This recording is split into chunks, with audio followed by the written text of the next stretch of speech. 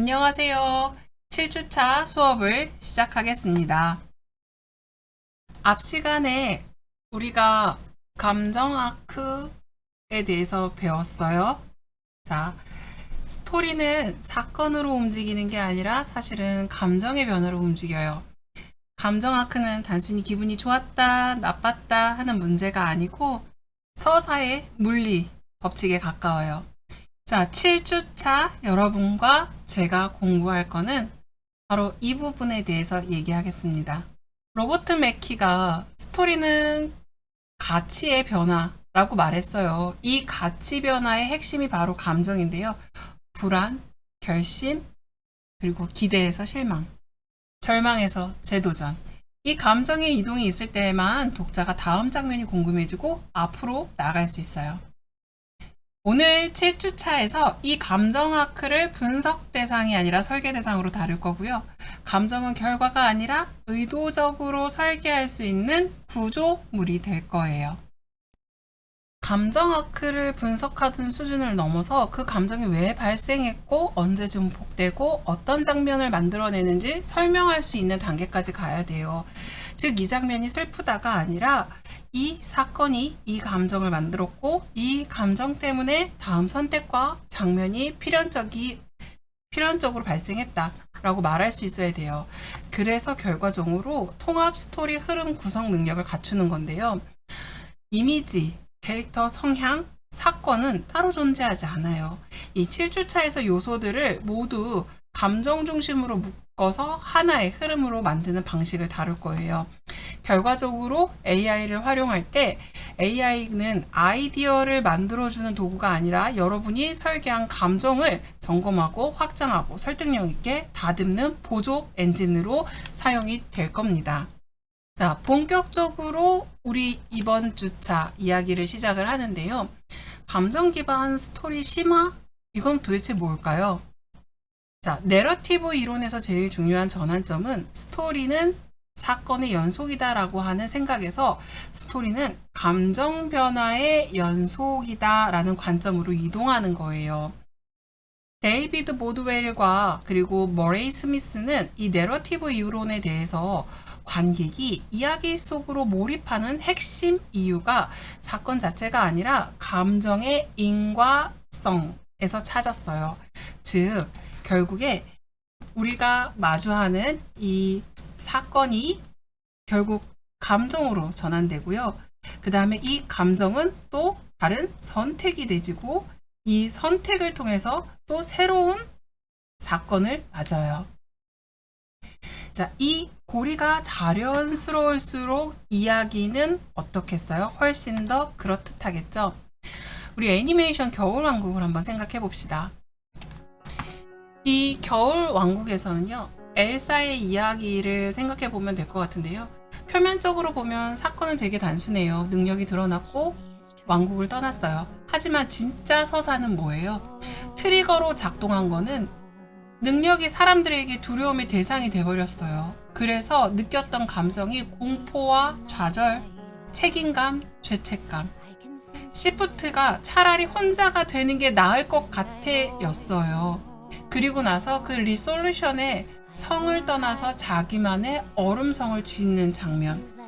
여기서 제일 중요한 거는요, 엘사가 성을 떠나는 장면이 사건 진행용 이동이 아니라 그 감정이 장면을 생성한 결과라는 거예요. 그래서 그 장면은 노래 레리코와 같이 강력한 감정적 서사를 가져요.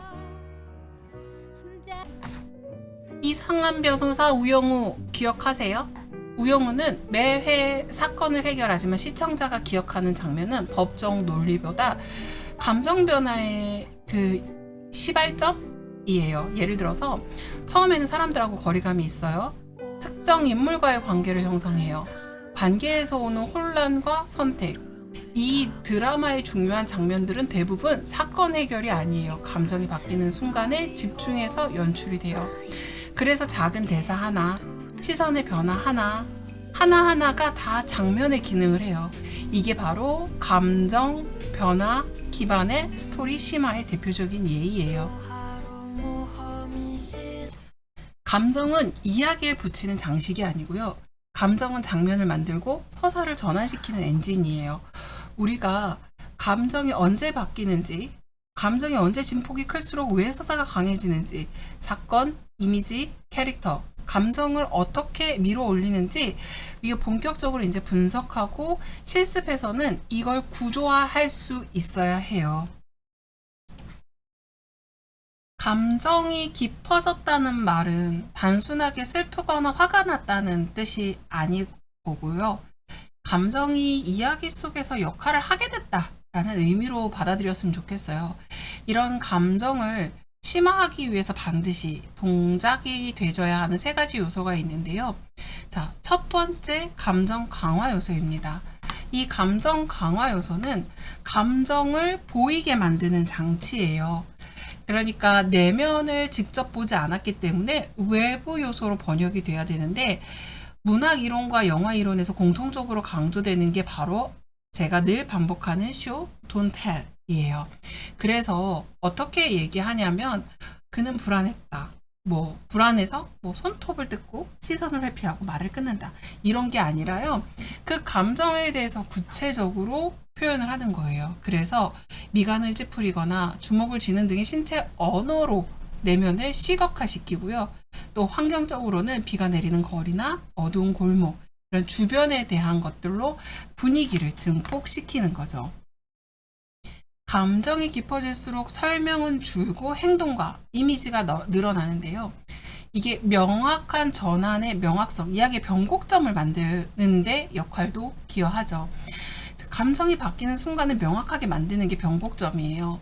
이야기에서 가장 중요한 시간은 감정이 다음 상태로 넘어가는 시프트인데 불안을 결심으로 바꾸고 분노를 포기로 바꾸고 좌절을 재도전으로 이 전환이 모호하면 독자는 갑자기 왜 이렇게 행동하지? 하고 느껴요. 그래서 감정 변화라는 거는 감정이 바뀌는 지점을 선명하게 설계하는 작업이 돼야 돼요.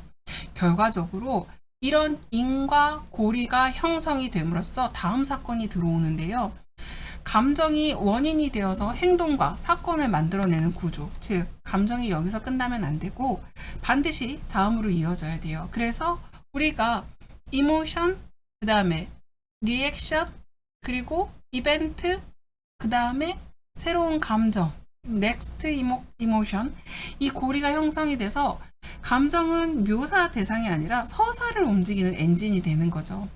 이 세 가지가 결합을 할 때 감정 이야기는 감정적으로 얕은 상태에서 서사적으로 작동하는 상태로 넘어가지고 이 구조가 우리가 앞에서 배운 5단계 감정 프레임을 다시 대입을 시켜보는 거예요. 자, 5단계 프레임이 어떻게 돼 있었죠? 맨 처음에 트리거, 그 다음에 리액션, 그리고 컴플릿, 시프트, 그리고 리솔루션.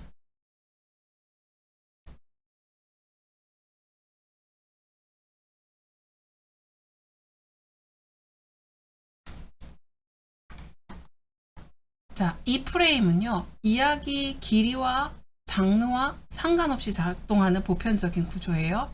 자, 트리거가 뭐라 그랬죠? 트리거는 이야기가 시작하는 촉발, 시작점이에요. 그래서 시작을 할 수 있게끔 특정 사건이나 정보가 캐릭터의 감정을 흔들어요. 중요한 점은 트리거는 감정이 파동을 일으킬 수 있어야 돼요. 자, 사건의 트리거가 되는 것 중에 하나가 엘리베이터 문이 열렸습니다. 엘리베이터 안에 누가 들었는지 모르지만 눈이 동그래져요. 자, 엘리베이터 문이 열리자 내가 반응을 해요. 리액션을 하는 거죠. 반응을 해서 눈이 동그랗게 열려요. 동공이 열려요. 당황해서 뒷걸음질 쳐요. 이런 것들, 행동 반응들. 자, 감정이 커지고 상황과 충돌하는 단계가 갈등, 컨플릭트라고 얘기를 했어요. 내적 갈등이든 외적 갈등이든 이 구간은 어쨌든 진폭이 커져요. 지루해야 하지 않을 이유가 여기에서 만들어지고 시프트 전환되는 거예요. 그리고 이 전환이 결정적으로 감정, 태도, 관점이 바뀌는 지점인 거죠. 그리고 해결, 리솔루션에서는 전환된 감정 상태가 새로운 형태로 도달하는 단계, 해피엔딩일 수도 있고 그냥 여운을 남기는 열린 결말일 수도 있고, 이 구조 잘 기억해 주세요.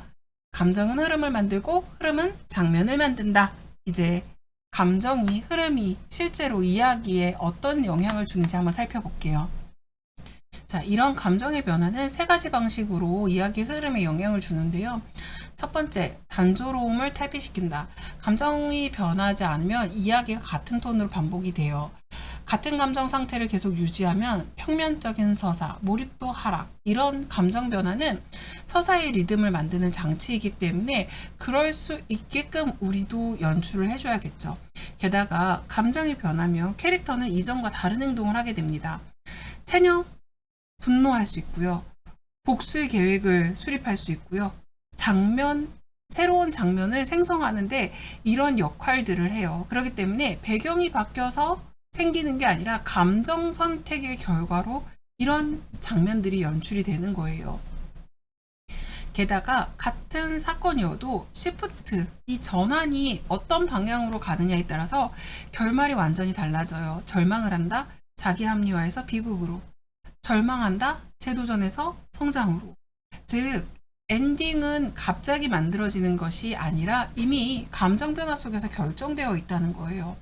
그렇기 때문에 여러분들이 직관적으로 보여주는 개념으로 넘어가야 돼요. 감정 변화가 곧 장면이 되는 순간이다 라고.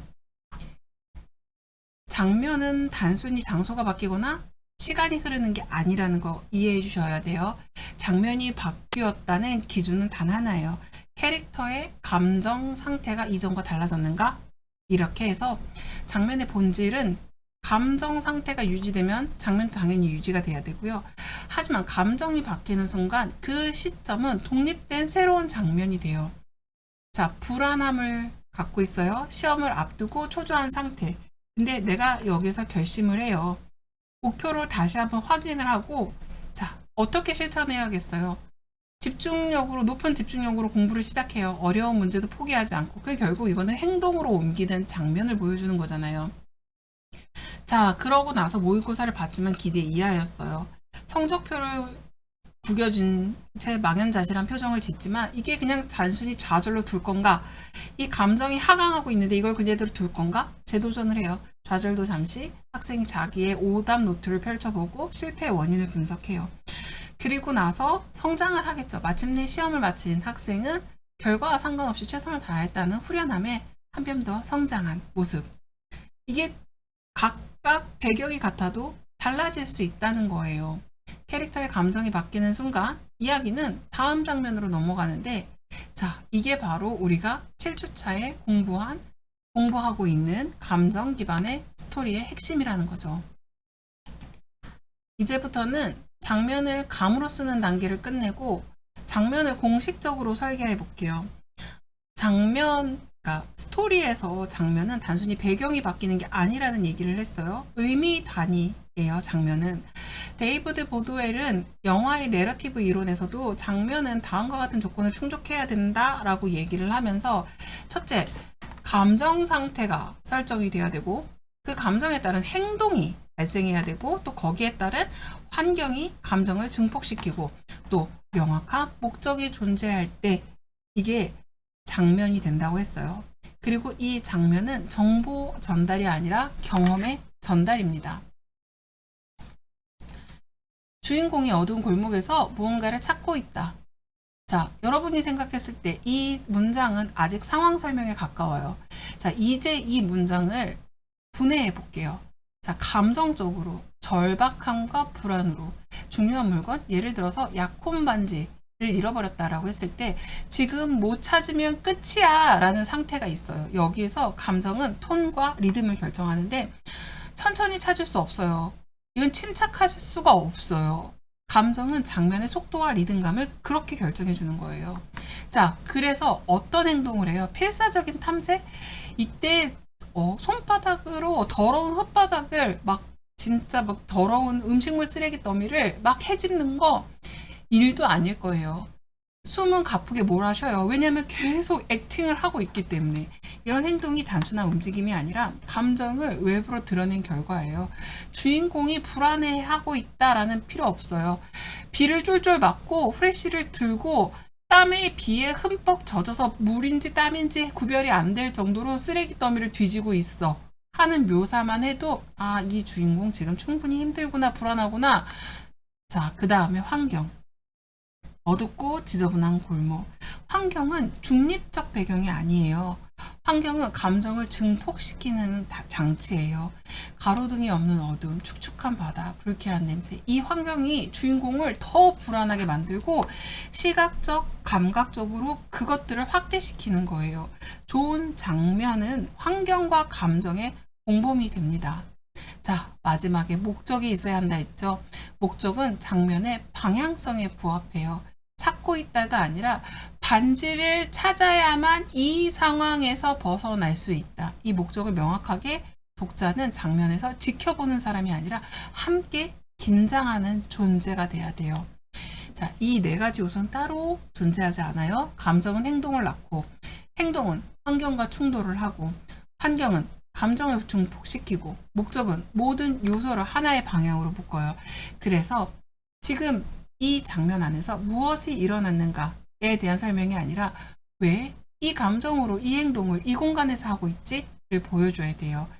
장면은 설명이 아니라 설계다. 감정이 중심이 될 때 장면은 기억이 남는 경험이 된다. 제가 이전 수업 시간에 분명히 얘기했어요. 이미지보다 텍스트보다 이미지가 훨씬 더 직관적으로 닿는다고, 읽힌다고. 그래서 자, 스토리텔링에서 이미지란 단순히 사파나 장식이 아니에요. 이미지는 텍스트보다 더 빠르고 더 직관적이고 더 무의식적으로 감정을 전달해요. 그래서 영화, 애니메이션, 게임, 웹툰, 광고 이 모든 시각 콘텐츠는 이미지를 감정 설계 도구로 사용해요.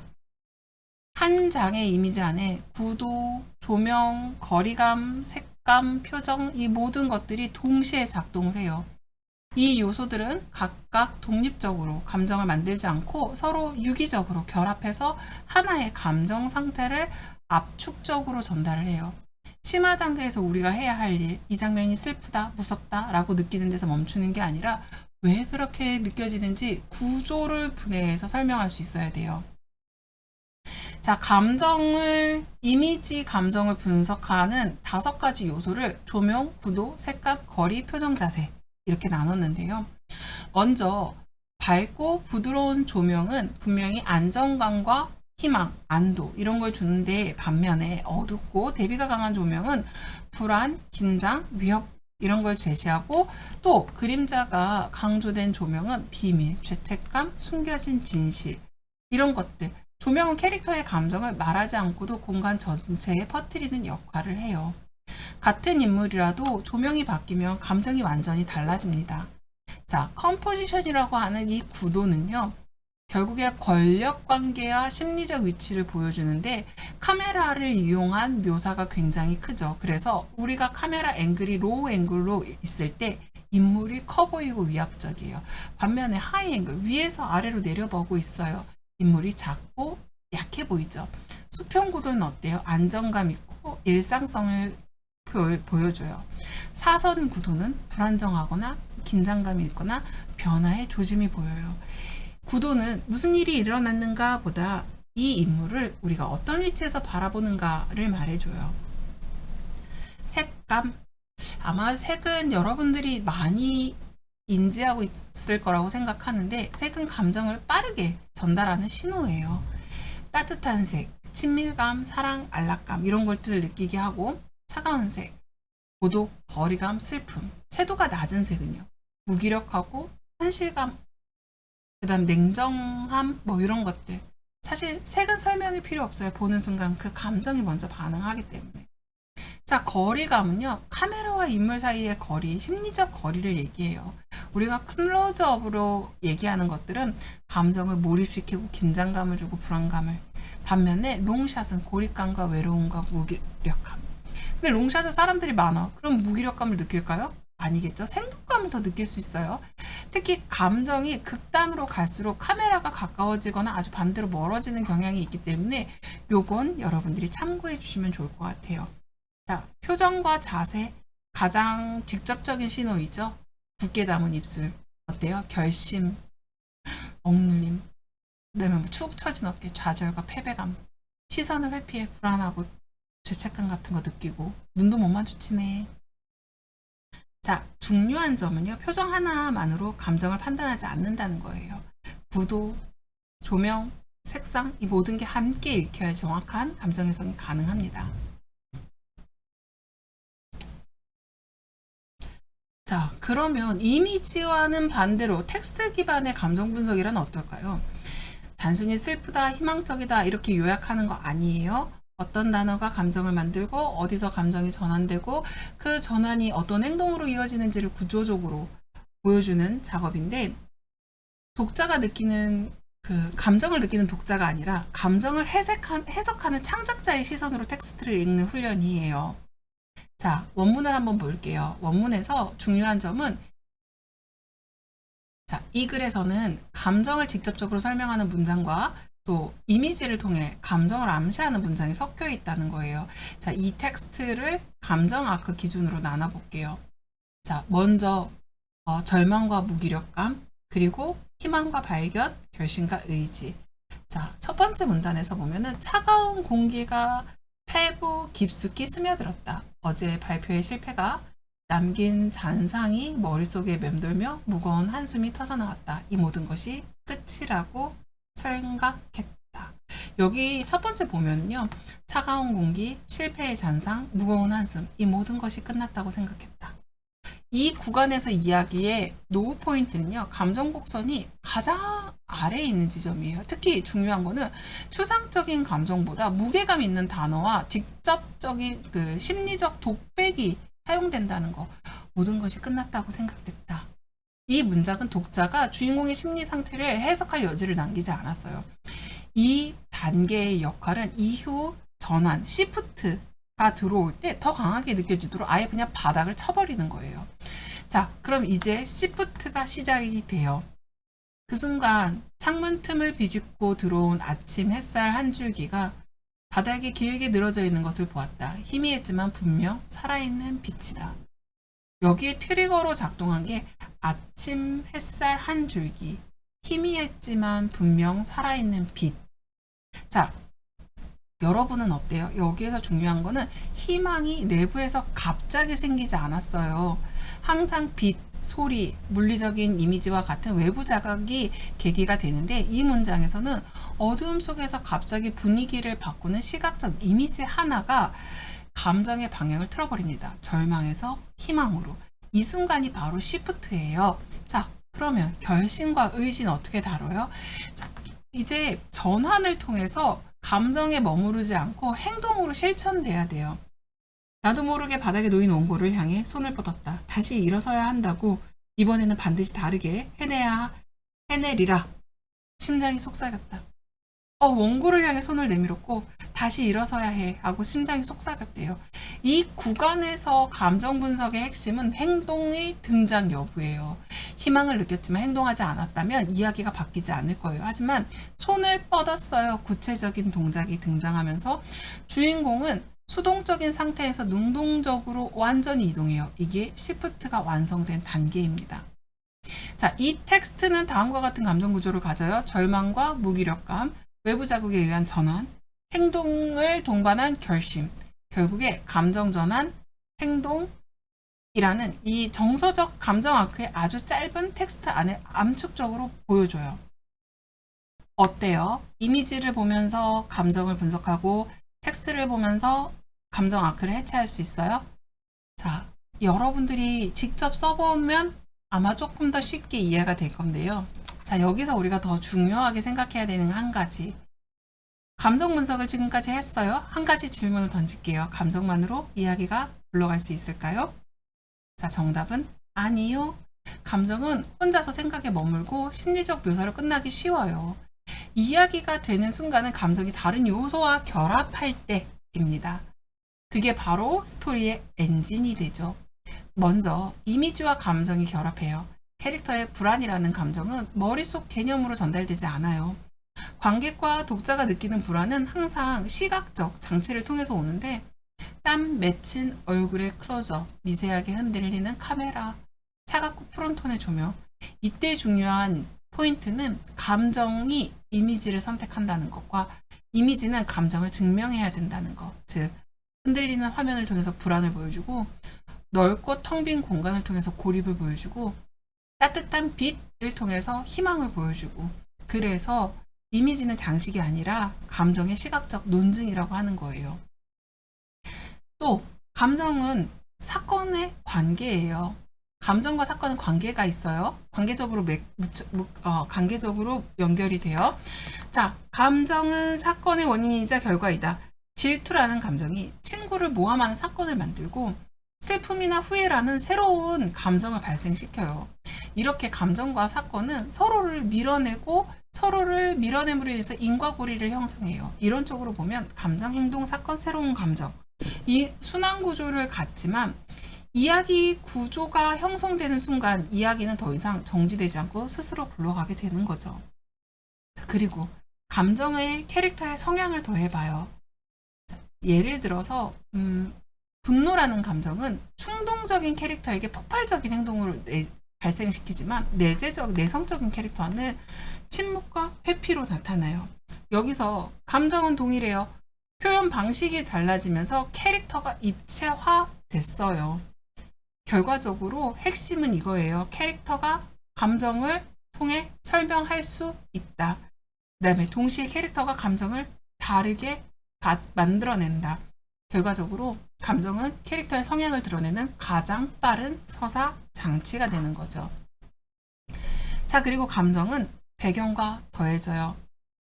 두려움이라는 감정은 어디서 발생했느냐에 따라서 완전히 달라져요. 전쟁 중의 두려움, 일상에서의 두려움, 혼자 걷는 밤거리의 두려움. 감정의 강도와 의미는 시대적, 공간적 배경에 의해서 재해석되고요. 이게 단순하게 장소가 아니라 감정의 무게를 조절하는 장치로 역할을 하는 거예요. 같은 감정이라도 배경이 달라지면 이야기의 밀도와 긴장감이 바뀌는 거죠. 자, 이미지와 결합하면 보여지고, 사건과 결합하면 움직여지고, 캐릭터와 결합하면 입체화되고, 배경과 결합하면 무게를 갖는다. 그러니 감정은 더 이상 추상적 개념이 아니라 이야기의 구체적인 엔진이라고 할 수 있습니다. 자, 우리 지금까지 감정을 분석하고 분해하고 결합하는 방법까지. 자, 이제 남은 건 어떻게 써야 할까 하는 거예요. 감정을 분석하는 단계에 끝내지 않고 짧은 문장, 장면, 하나의 이야기로 확장하는 실천 구조를 한번 제시할게요. 자, 목표는 명확하죠. 하나의 감정에서 출발해서 완결된 단편 스토리를 만들어내는 거. 제일 먼저 핵심 문장 있어야겠죠. 가장 자주 무시되는 단계예요. 이야기의 핵심 감정을 한 문장에 고정시키는 건데 왜 이 단계가 필요할까요? 학생들이 가장 많이 하는 실수는 감정 여러 개를 섞거나 처음부터 장면을 늘려놓거나 또 이야기가 그러다 보니 산만해지는 거예요. 그러니까 우리는 출발점을 하나로 고정시킬 거예요. 나는 발표 직전에 너무 긴장했다. 이런 문장이 있어요. 자, 복잡하지 않고 판단이나 해석이 없어요. 순수한 감정 상태만 선언합니다. 아직 이야기가 아니에요. 그냥 이야기가 될 준비만 끝났어요. 그리고 나서 장면으로 확장해요. 자, 여기에서 생각해서 보이는 것으로 바꾸는 게 우리의 핵심 목표인데요. 설명하지 말고 보여주기. Show, don't tell. 자, 그러면 감정은 독자에게 이해되는 게 아니라 체감돼야 돼요. 이 단계에서 감정이 직접 말하지 않아요. 신체 반응, 환경묘사, 시선, 소리, 거리감. 그래서 뭐라고 썼어요? 손에는 축축하게 땀이 배어나왔고 심장은 곧 터질 듯 거세게 울렸다. 무대 아래 수많은 익명의 시선들이 나를 무겁게 꽂히는 듯했다. 나에게 무겁게 꽂히는 듯했다. 자, 이 문장에서 제일 중요한 건 긴장했다라는 건데 긴장이라는 표현이 나오나요? 우리 이미 보는 것만으로 긴장을 느끼고 있어요. 감정은 더 이상 추상이 아니라 하나의 장면이 됐어요. 자, 그럼 이제 스토리가 돼야 돼요. 그러면 마지막 단계 장면은 이야기가 됩니다. 이제 여기서 느껴지는 차이. 변화가 생기느냐 아니느냐. 스토리는 반드시 감정 전환, 선택, 결과를 포함해야 돼요. 이론적으로 봤을 때 우리가 트리거, 계기가 있었죠. 이모션 시프트, 감정 변화가 있었어요. 그래서 결과 어땠는데요? 감정이 변하는 순간 이야기가 탄생하는데 초기 문장에서는 나는 발표 직전 너무 긴장했다 라고 돼 있어요. 분석을 보면 친구의 응원이라는 정확한 시프트를 통해서 극도의 긴장과 공포감이 안도감으로 바뀌는 감정 아크를 형성합니다. 식은땀, 칼날 같은 시선, 같은 구체적 묘사와 엄지손가락, 심호흡 같은 행동 묘사가 감정 변화를 생생하게 체험시킵니다. 자, 우선 확장을 했을 때 보면은 무대 뒤편 나는 발표를 앞두고 심장이 터질 듯한 긴장감에 휩싸였다. 자, 이게 감정이 시작되는 부분이었어요. 그리고 나서 갈등이 식은땀이 타고 올랐고 수백 명의 시선이 마치 칼날처럼 느껴져 숨조차 쉬기 어려웠다라고 했고 갈등이 더 심각해지죠. 머릿속이 하얗게 비어버렸고 이들을 도망치고 싶은 생각이 간절했는데 감정의 전환이 들어왔어요. 그때 객석의 한가운데서 나를 바라보며 작게 엄지손가락을 치켜 세운 친구의 얼굴에 눈이 들어왔다. 감정 전환 이후에 그 작은 이 응원 하나에 요동치는 가슴이 기적처럼 차분히 가라앉아 혼자가 아니다 라는 안도감이 밀려왔다. 그래서 어떤 행동을 했어요? 나는 친구를 향해 미소를 지은 뒤 크게 심호흡을 하고 당당하게 무대 위로 올라갔고 이제 여기서 전하는 메시지는 여전히 목소리는 조금 떨렸지만 끝까지 해낼 수 있을 것 같았다. 이렇게 3단 구조로 바꿔놓은 거예요. 여러분이 봤을 때 강력한 어떤 드라마틱한 전개는 없었어요. 자, 그냥 약한 부드러운 성장 정도. 점진적이고 미묘한 감정 변화로 내면에 있어 작은 깨달음을 일으키는 정도. 이런 경우는 독자가 아주 편안하게 수용할 수 있어요. 그리고 캐릭터의 자연스러운 성장이 효과적으로 도드라지죠. 반면에 강력한 시프트. 자, 이건 되게 드라마틱한 전개가 일어나야 돼요. 결과적으로 예상치 못한 충격, 배신이나 사고로 급격한 장면 전환가 일어나야 되는데 예를 들어서 긴장해서 벌벌 떨고 있는데 갑자기 천장에서 조명이 툭 떨어졌다. 모든 사람들이 비명을 지르고 순식간에 아비규환의 발표장이 되었다. 이러면 훨씬 더 강력한 변화가 생겼어요. 그 다음에 내가 할 일은 뭐예요? 나는 발표가 중요한 게 아니라 사람을 구하러 가든가 도망을 쳐야겠죠? 그런 변화, 강도를 조절해야 돼요. 어떤 사건을 겪어도 캐릭터의 감정이나 그 관점의 변화가 전혀 일어나지 않는 경우가 있는데요. 캐릭터의 성장이 부재해서 이야기는 발전 없이 제자리를 계속 반복하고 결국 그로 인해서 독자가 지루함을 느끼게 돼요. 그렇기 때문에 이 전환의 강도에서 만약에 시프트가 없다라는 거는 어떤 이야기를 계속 이끌고 갈 만한 힘이 없어서 독자로 하여금 멈춤 장치가 될 거예요. 자, 그럼 마무리를 하면서요. 감정 기반 스토리 확장할 때 여러분들 반드시 이 4가지 지켜주세요. 감정의 일관성을 유지를 해야 합니다. 사실 개연성이 없다라는 것들도 문제가 되지만 계기가 없는 급격한 감정 변화가 그 독자한테는 신뢰도를 하락시키는 가장 큰 요소예요. 변화에는 반드시 이유가 있어야 돼요. 그래서 모든 감정의 변화에 외부 사건이든 내적인 깨달음이든 모든 조언이 설득력을 가진 이유가 있어야 되고요. 이유 없는 변화는 자기적으로 느껴져요. 그래서 얘가 왜 갑자기 이런 뜬금맞은 행동을. 그리고 제가 얘기했지만 show, don't tell. 우리 과하게 묘사하지 말아요. 슬프다고 직접 설명하지 말고 행동이나 표정을 간접적으로 묘사해서 감정을 보여주는 게 훨씬 더 독자의 이입을 돕는데 이런 거예요.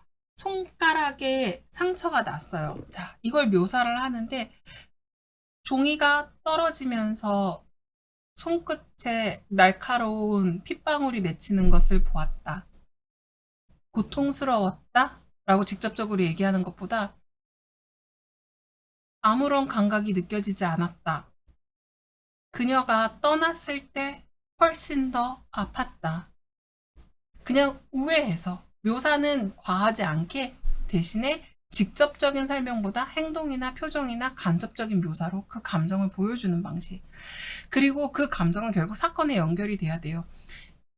지금의 사건은 종이에 손을 베었지만 이별의 아픔보다 크지 않아. 나한테 일어나는 상처나 상황은 지금 나는 이별을 했어. 여주인공과 이별을 했고, 그 다음에 나는 삶이 고통도 느끼지 못할 정도로 이별의 고통을 더 크게 느끼고 있어. 그래서 감정과 사건이 연결돼서 다음 행동을 유발하고 사건의 방향을 결정하는 그런 묘사가 있어야 돼요. 심리적인 묘사가. 이 여자와의 이별을 통해서 나 일어나지 못할 것 같아. 난 삶을 여기서 끝낼 거야. 얘로 갈 건지. 미안해. 내가 너한테 이런 상처, 내가 입은 이 고통이 아프다면 너가 입은 그 고통은 얼마나 더 했을까? 미안해. 내가 정말 미안해. 이런 자기 성찰이 할 것인지. 자, 그래서 우리 GPT한테도 정확한 감정 기반을 확장시켜 줘야겠죠? 저는 여러분들한테 계속 반복적으로 얘기할 것 같아요. 챗 GPT는 여러분들의 아이디어를 생성해주는 어떤 아카이브가 아니에요. 우리는 AI를 어떻게 써야 하는지, AI가 우리가 원하는 수준으로 어떻게 스크립트를 작성해줘야 되는지, 우리는 그걸 계속 요구해야 돼요. 자, 이제 우리는 감정이 어떻게 분석되고, 장면으로 만들고, 또 하나의 이야기로 확장되는지 모두 배웠어요. 그러면 이 과정을 매번 나 혼자 다 해야 할까? 아니죠. 우리가 챗GPT는 이 과정 전체에 대신 써주는 존재가 아니라 우리가 감정 구조를 더 강하게 만드는 협업 도구로 사용할 거라고 했어요. 감정 파트너로서 챗GPT한테 얘기할 거예요. 시프트 강화 시켜줘. 가장 먼저 강화하는 용도, 감정 전환을 강화하는 용도. 슬라이드에서 계속 반복해서 얘기를 하고 있지만 이야기는 감정이 바뀌는 순간에 태어나고 학생들이 가장 어려워하는 부분도 전환이 약하거나 설득력이 없거나 그냥 분위기만 바뀌는 경우 이럴 때 자, 챗GPT한테 얘기해요. 이 장면의 감정 전환을 더 극적이고 명확해지도록 수정해줘. 그래서 챗GPT는 그 전환의 이유를 더 분명히 만들고 감정 대비를 키우고 장면의密도를 높여서 이야기의 심장박동을 더 크게 만드는 역할을 할 거예요. 두 번째, 이야기를 한눈에 보는 구조로 쓰는 방식인데요. 우리는 이미 트리거, 리액션, 그 다음에 컨플릭트, 시프트, 리솔루션 이런 감정의 흐름의 구조를 배웠어요. 챗 GPT한테 이 흐름을 그래프나 단계로 정리해달라고 요청을 하면 감정이 너무 평평한지 갑자기 튀는 구간은 없는지 클라이맥스가 너무 앞이나 뒤에 있진 않은지 이런 걸 객관적으로 점검할 수 있어요. 이건 글을 잘 쓰는 문제가 아니라 구조를 설계하는 문제입니다. 자, 여러분들 여기서 챗 GPT는 편집자나 스토리 구조 컨설턴트 역할을 할 거예요.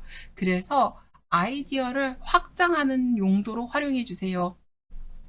사건을 한 가지 방식으로만 상상하기 때문에 우리가 간혹 챗 GPT한테 말도 안 되는 감정을 중심으로 사건을 다른 사건 전개 시나리오를 몇 가지 제안해줘. 이런 식으로 얘기를 하거든요. 그러면 감정은 유지되는데 플롯을 실험할 수밖에 없는 그런 단계가 돼버려요. 그래서 여러분들 중간고사나 기말고사 프로젝트 할 때 보면 스토리가 빤해지는데 결국 이런 부분들 때문이에요. 그리고 보여주기를 강화하는 팁으로 사용해주세요. 감정은 좋은데 묘사가 얕다? 그러면 챗GPT한테 이 장면의 감정을 직접 말하지 말고 행동, 표정, 환경 중심으로 구체적으로 묘사해줄래? 이렇게 얘기하는 거예요. 챗GPT의 문장을 그대로 쓰는 게 아니라 묘사 방식과 아이디어를 참고하는 것뿐. 즉, 챗GPT는 표현 사전이 아니라 리라이팅 파트너라는 거예요. 자, 여러분들 우리 실기 직접 수업 시간에 대면하면서 어떻게 정리하면 좋을지 한 번 더 살펴봅시다. 자, 오늘은 여기까지 할게요. 수고 많으셨습니다. 감사합니다.